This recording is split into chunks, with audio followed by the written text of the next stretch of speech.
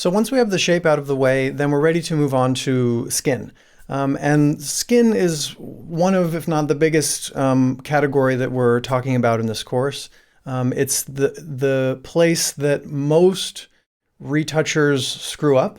It's really easy to do bad skin work. It is a little bit more time consuming and sometimes more difficult to smooth skin in a way that looks really naturalistic. That's kind of what separates the good from the bad as far as retouchers go in a lot of cases. And there are many methods for skin smoothing, and I'm going to show you several. And some of them I think are better in some cases than others, and we're going to talk about that. But this is definitely an area where you want to be careful. It's easy to go too far, and you want to make sure that anything that you do still looks photorealistic, and that when somebody looks at the photo, they don't think, oh, that skin has been smoothed. That is, in my opinion, not a great reaction for your work. So throughout the rest of the course, again, we're working on several images, and they each present kind of some different challenges as far as skin smoothing goes. So I'm going to show you several different techniques as we go. And the first one with this lifestyle image is kind of the classic technique, and on any image that I can get away with, I try to just use these techniques. The other ones require a little bit more of an advanced intervention, and those, especially those later techniques, are really easy to overdo. So we're going to save that for a little bit later, and for now we'll focus on kind of the standard methods that would be applied to just about every portrait that you're going to be retouching. But it all begins with the rough cleanup, so let's do that now. The rough cleanup is pretty straightforward. If you're familiar with Photoshop, it'll be a bit of review, but basically we want to come in here and just get rid of anything that is quite large. So, you know, this blemish here and some of these bigger flyaways that are coming into the face, we want to get rid of those. Spots like this.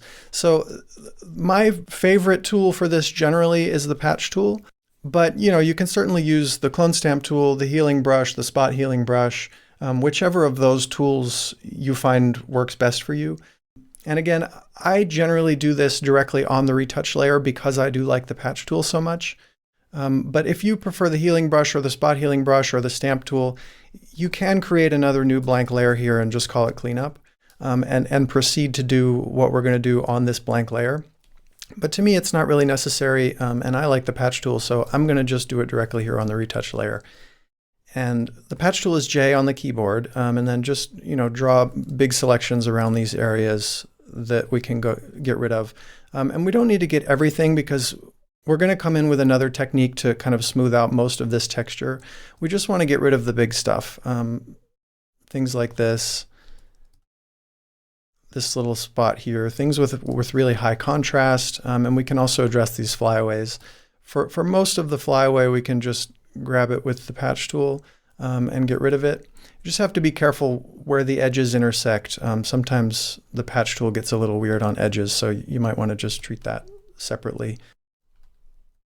And then I'm just going to quickly scan along the edges of the hair and look for anything else. If you do want to use the healing brush or the spot healing brush, if you remember back from the beginning, we customized this section of the toolbar so that only those three tools are the ones that are left here.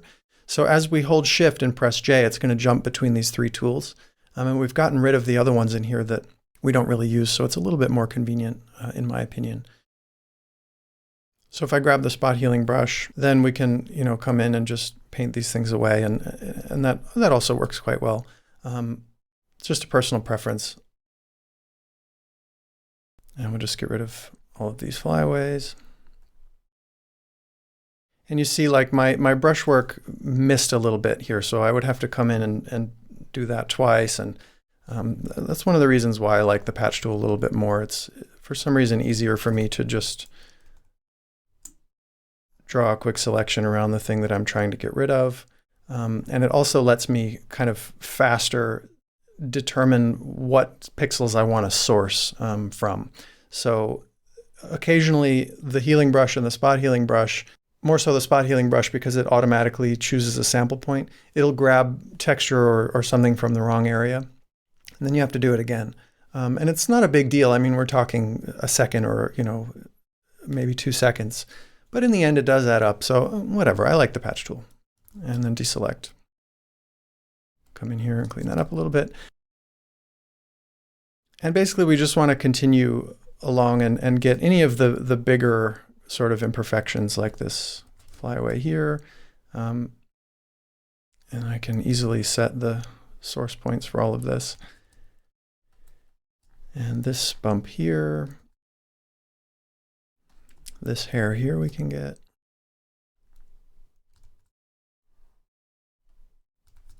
And I always kind of, when I'm using the patch tool, my other hand is sort of hovering over Command D for deselect. And after I patch, I just quickly deselect to make sure that the patch looks good. Those marching ants can hide weird edges sometimes. So I can come in here and get that. And it's really easy to work with edges with the patch tool because you can just quickly move it to the side where it needs to be to get a nice quality patch on the edge like that. And we're zooming in and out. And at this point, while we're doing this rough cleanup, if we want to turn on our luminance helper layer to sort of see if there's anything else that we missed. And again, there are still a lot of imperfections here, but we're just looking for the big stuff at this point. We can also turn on the solarizing layer. And by the way, you can use these layers in combination with each other. Sometimes the bright color of the solarizing layer can be a little distracting. So add the luminance layer onto it, and that can be a helpful view as well. I'm going to turn those off. And overall, that's looking pretty good for the rough cleanup. And the next step that we're going to do is dodging and burning. And again, there are a lot of ways to do this, but the way that I like to do it is on its own blank layer, because we're going to do what I call skin tone derivative dodging and burning. And that means that we're going to choose samples of the skin tone itself and make dodging and burning color samples based on the actual skin tone of the image. And I find that the end result tends to be a bit more naturalistic than if you dodge and burn with white or black paint, which a lot of people do. It's a lot more convenient than dodging and burning with two curves layers because you're not having to switch between layers. And it's usually a better result than using the actual dodge and burn tools. So let me show you that now. And we want to do that by creating a new blank layer, Shift, Command, or Control N, N for new. And then this layer, we can call this dodge and burn or DB or whatever you want to call it. And then click OK. And then we want to change this layer to the soft light blend mode. So we can go here in the drop down and choose soft light, or the keyboard shortcut for that is Shift, Alt, or Option, F. And then so on this dodge and burn layer, we're going to do our actual dodging and burning. So in order to make it skin tone derivative, we want to switch to the brush tool. And then we want to sample a color from the highlights of her skin. So if I hold down Alt or Option within the brush tool, we get the eyedropper tool. And let me actually press I to switch to the eyedropper tool. We want to make sure that our sample size is at least 5x5 average, or maybe 11x11 average. It depends. If you have a super high megapixel camera, you might want to choose 11x11. But usually 5x5 is fine. And then choose a sample color from the highlights of the skin here. And then click on the color picker to bring up the color dialog. And we want to choose a color that is brighter and less saturated than the actual true highlight of her skin. So if we go up, it's going to get brighter, and if we go to the left, it's going to get less saturated. So somewhere up in here will be pretty good. And then click OK. And now we want to press X on the keyboard, or use the pen button if you're using my Wacom shortcut, to switch to our background color. And then come down here to where there's a nice kind of darker skin tone. We don't want to go all the way into the shadows, but something in here would work, or something under here would work as well. And choose a sample, and then same thing, go into the color picker, and this time we want to go the opposite. So we want to go darker and a little bit more saturated. So down and to the right, probably somewhere in here will work, and click OK. And then at this point, you can go into your swatches and create new swatches for these two colors that we just picked. And that'll save you the step of having to choose these colors every time. And you just do that by clicking the little plus icon here, and then you can name it whatever you want. We can call it skin. This is a shadow skin, shadow 1. Click OK, and then libraries opened up here for some reason. We don't need that. So I'm just going to close that tab group again to get it back the way it was. And then we can just switch back to the highlight picker with X on the keyboard and click save again and call this skin highlight 1. And I guess if we uncheck add to my current library, then library won't pop up again. And you see down here at the bottom, those two swatches are showing here. So if you end up doing any other brush work with different colors, you can easily recall those here.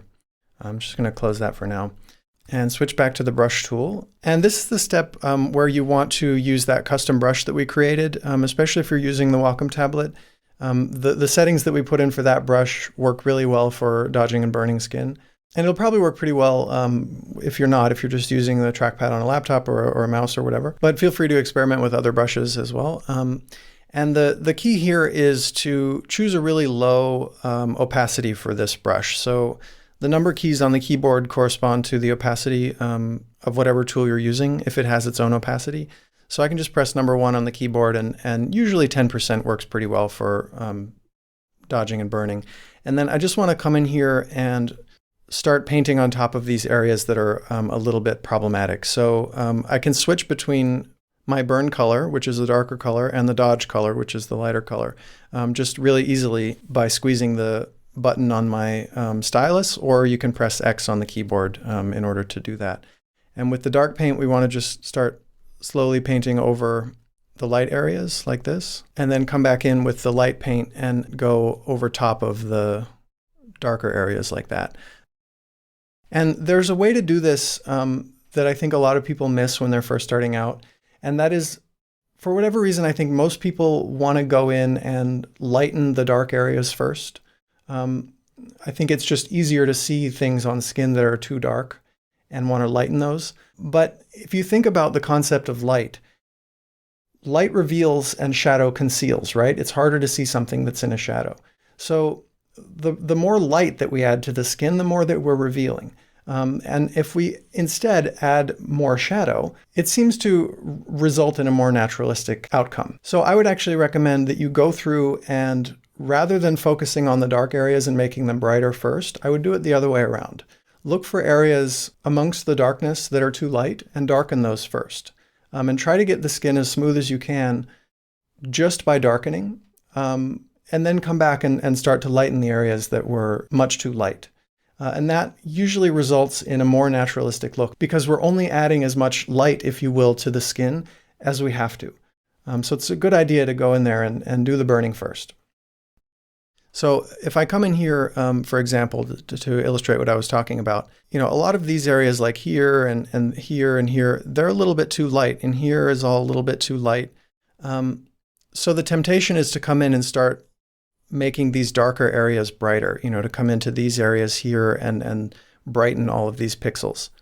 But that's a little bit backwards. So let's do it the other way. I'm going to switch back to the brush and make sure that I have my darker color selected. And I want to come in here and start to darken these areas down a bit, like that. And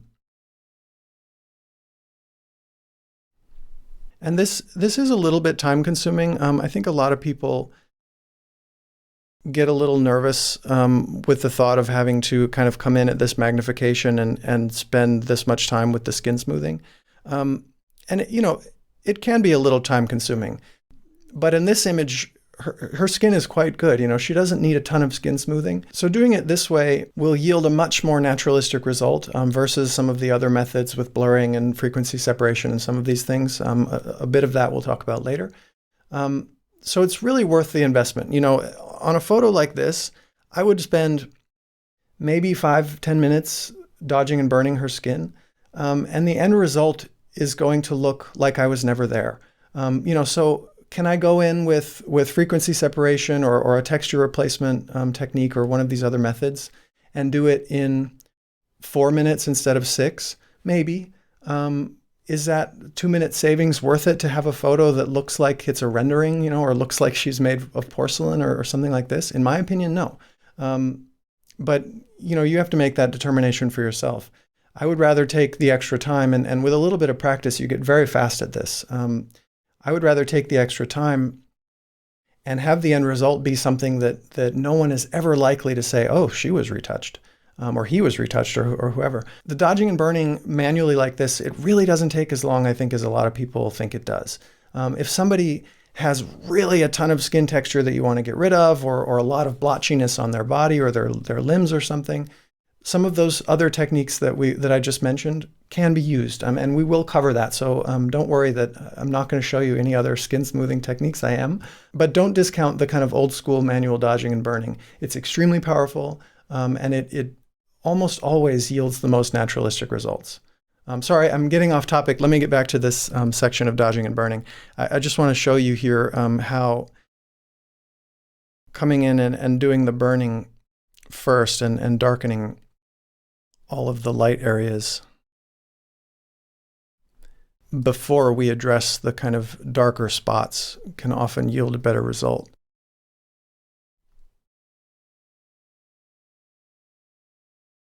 So I'm going to just zoom in here a little bit more.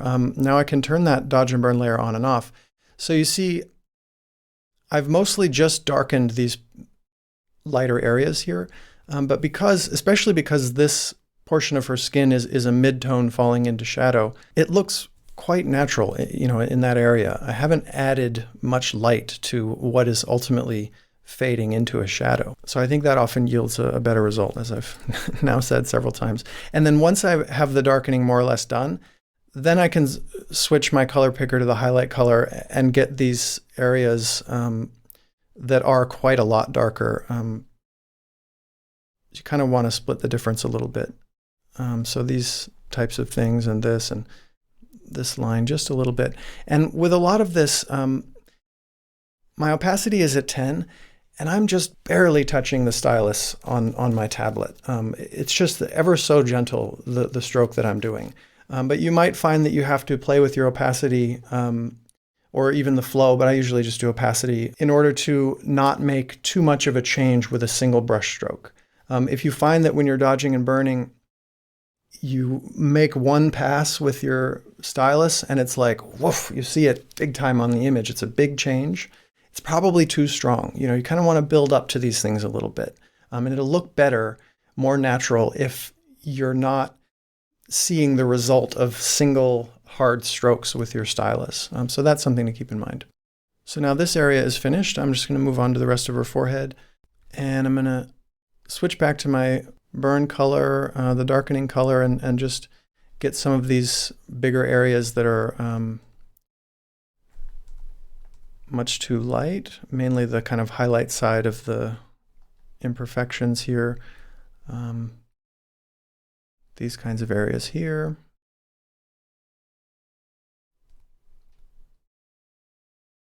And I'm going to speed up a little bit of this on the video so you don't have to watch me do this totally in real time. But I do want you to get a sense of kind of how it's actually not that time consuming. I'm going to finish this section of skin in real time, and then maybe I'll speed up some of the rest just so you kind of get an idea that here in, a minute or two, we can kind of smooth out almost her entire forehead. And other thing to mention is that my left hand is hovering over the bracket keys on my keyboard. And as I'm dodging and burning, I'm just quickly pressing the left or right bracket to make my brush larger or smaller kind of in instant time based on what it is that I'm painting over. And to me, that's much faster than the quick brush option that is there, or certainly going up into the menu and trying to adjust the hardness up there. Use those bracket keys. You'll be much, much faster. So just finishing up here with the lighter areas, and then I can switch to the dodge color and a bit of a bigger brush and come over some of these larger, darker spots.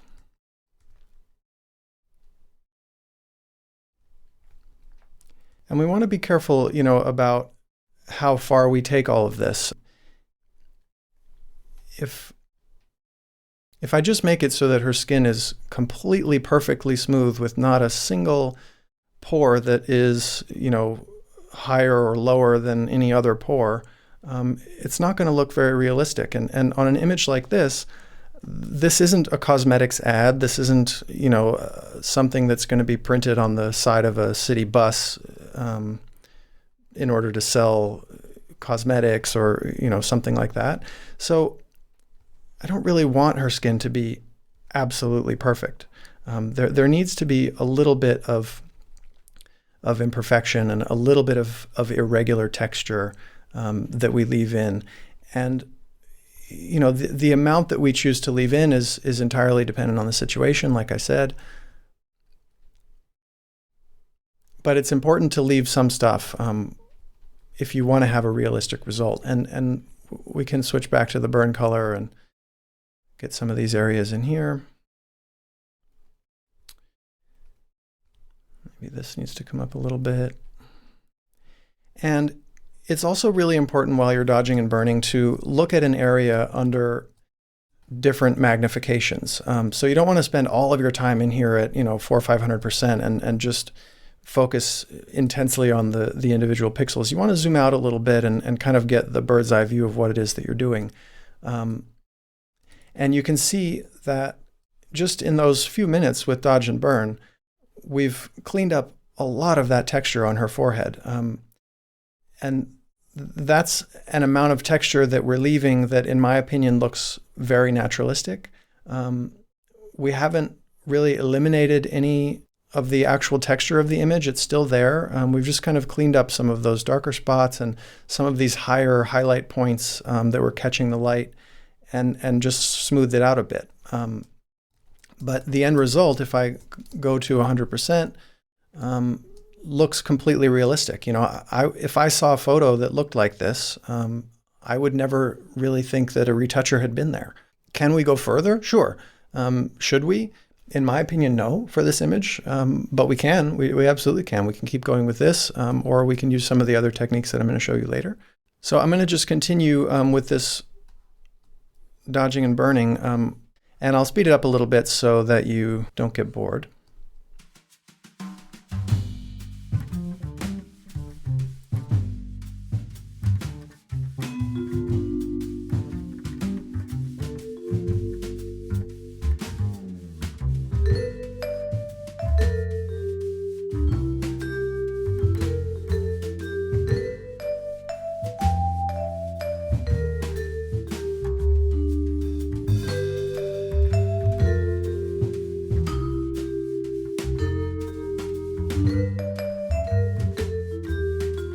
And I'll take a break here from the dodging and burning to share another technique that we can do with the patch tool. If we go back to the retouch layer here, I call it patch and fade. So if we, for example, the area underneath her eyes where there's kind of a lot of fine texture, we can just, with the patch tool, J on the keyboard, draw a quick selection around sort of this whole area like this.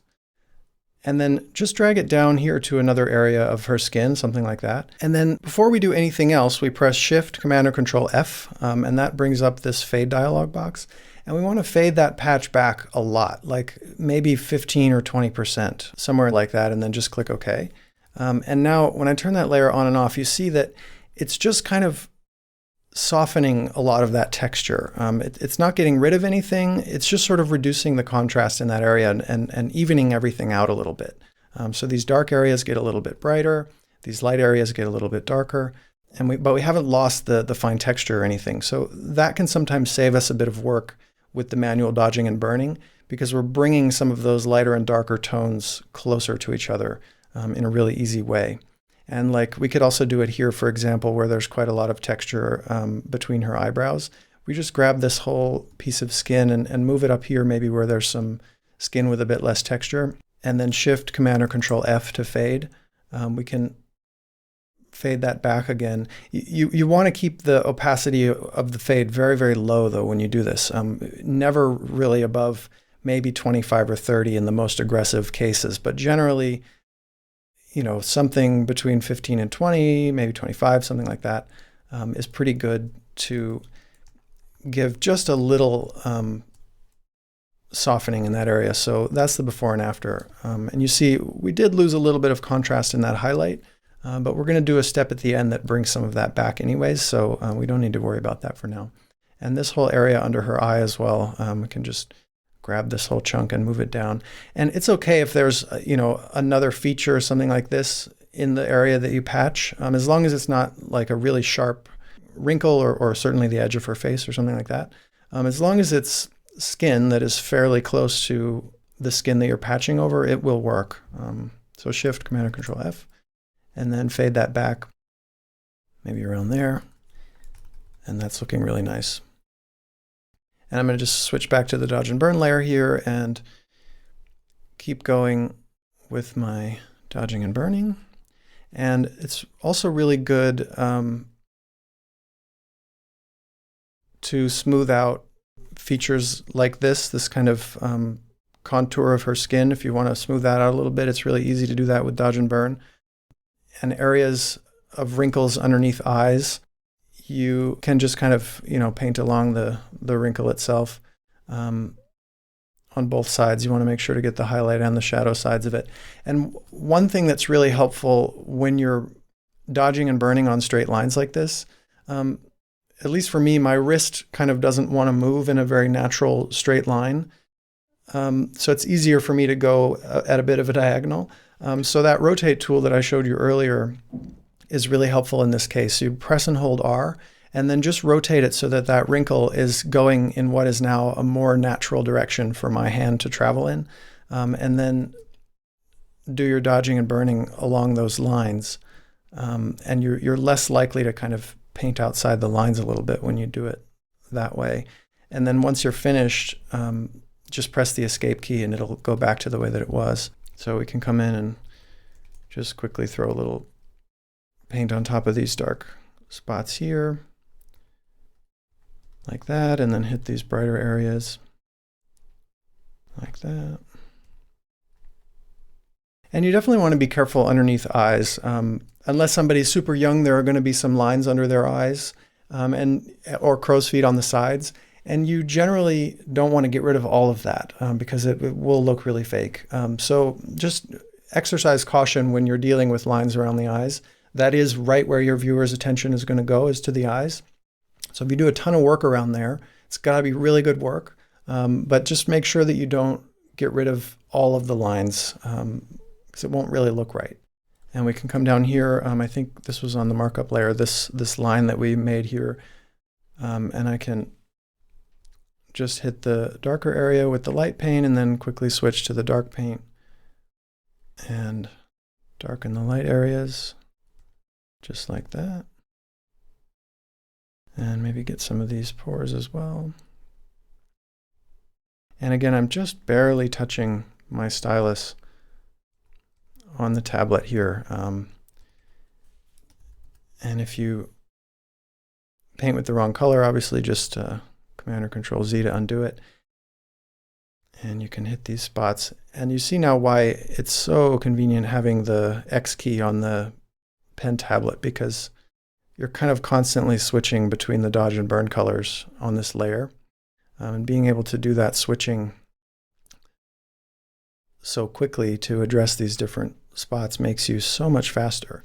And I see sometimes people retouching, with two curves layers, one that lightens and one that darkens. And you can do that, but you're never going to be this fast, at least in my opinion. So there, we just spent, 60 seconds on this part of her face. And if I turn that layer off, look how much work we did. We smoothed out this thing. We got all these big spots. We brought some of these pores back in a little bit. And it looks great. It looks totally natural. So I'll just quickly keep going and get the rest of her face, and then I'll show you the next step.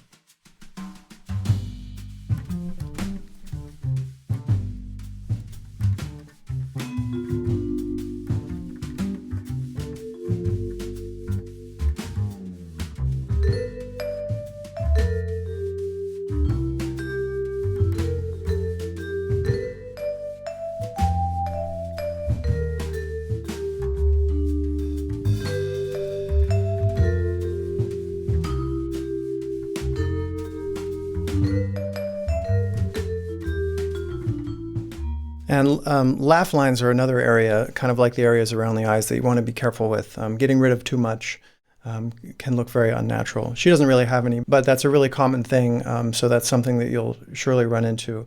Just be careful getting rid of all of them. You can soften them and get rid of some, but leave some if you want it to look real.